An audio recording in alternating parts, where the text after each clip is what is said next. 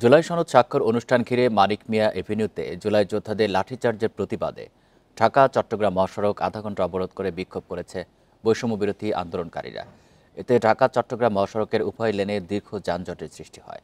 শুক্রবার বিকাল 2:45টার দিকে একটি মিছিল নিয়ে ঢাকা চট্টগ্রাম মহাসড়ক অবরোধ করে বৈষম্য বিরোধী আন্দোলনকারীরা। এই সময় তারা মানিক মিয়া এভিনিউতে জুলাই যোদ্ধাদের লাঠিচার্জের প্রতিবাদ জানান। সেই সাথে অভ্যুত্থানে আহত ছাত্র জনতাকে রাষ্ট্রীয় স্বীকৃতি প্রদানের দাবিও জানান। বান্ডেল থাকলে প্রতি সেনমানিতে টাকা বাঁচবে।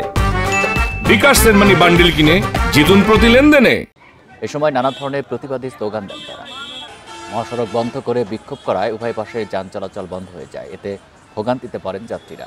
আধা ঘন্টা অবরোধের পর বিক্ষোভকারীরা মহাসড়ক থেকে সরে গেলে যান চলাচল স্বাভাবিক হয়।